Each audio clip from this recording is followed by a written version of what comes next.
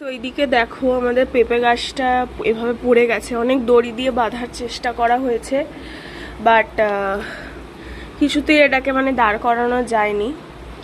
আর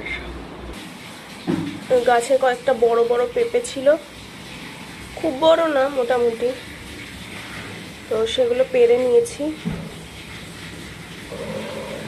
তো আপাতত এটাই, পরে যদি ওই গাছটাকে দাঁড় করানো যায় তোমাদের আপডেট দেবো।